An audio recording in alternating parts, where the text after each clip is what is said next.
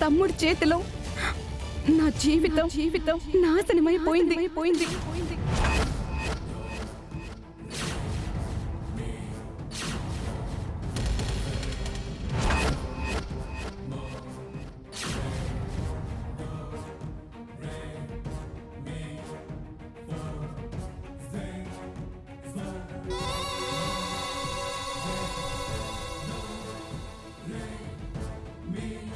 అంత జరిగినా నేను మీ కుటుంబం పరువు మీడియా ముందు తీయడం ఎందుకులే అని నన్ను నేను కంట్రోల్ చేసుకొని ఈయనేదో మంచోడు గొప్పోడు అని అందరి ముందు అలా చెప్పాను.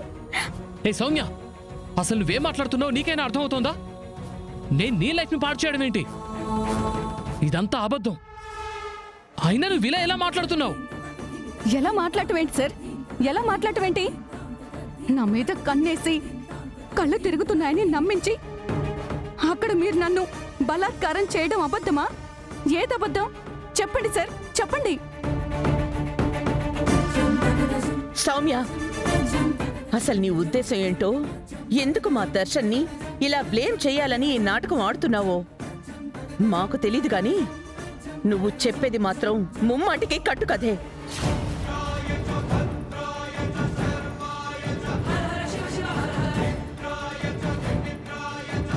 నా బిడ్డ దర్శన్ క్యారెక్టర్ ఏంటో నాకు తెలుసు.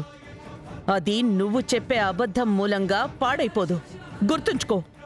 మేడం, మీ అబ్బాయి మీ కళ్ళ ముందు ఉత్తముడైనంత మాత్రాన బయట కూడా గౌతమ బుద్ధుళ్లాగా బుద్ధిగా ఉంటాడని మీరెలా అనుకుంటారు? మీ అబ్బాయిని మీరు నమ్మినట్టే నేను నమ్మాను. అందుకే ఒంటరిగా కూడా బెంగళూరు వరకు వెళ్ళాను. ఆయనేంటో అక్కడికి వెళ్ళిన తర్వాతే నాకు తెలిసింది దర్శన్ గారు ఎంత బుద్ధిమంతుడో అని. మీ అందరికీ ఇంకా దర్శన్ గారి గుణం వ్యక్తిత్వం గురించి నేను అబద్ధాలు చెప్తున్నాను అని మీకు అనిపిస్తే చూపిస్తాను చూడండి.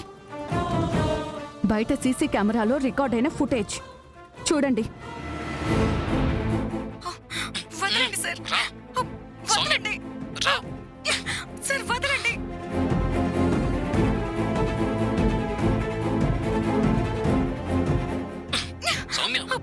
Sir please.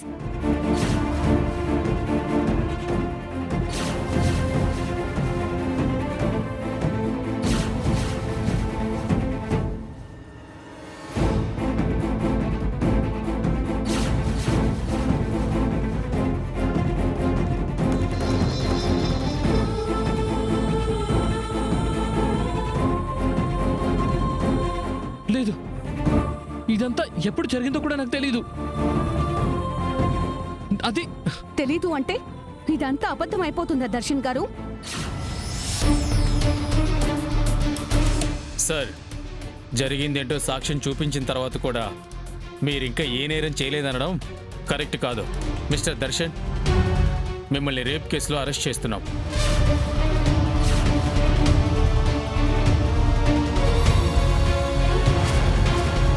దయచేసి మీరు మాకు సహకరిస్తే పద్ధతిగా తీసుకెళ్తాం. ఇన్స్పెక్టర్, ఒకసారి మా మాట వినండి ప్లీజ్. ఇలా మీ వాళ్ళు అడ్డుపడి గొడవ చేస్తే పోలీస్ పద్ధతిలో తీసుకెళ్తాం. కానిస్టేబుల్, ఆయన తీసుకురండి.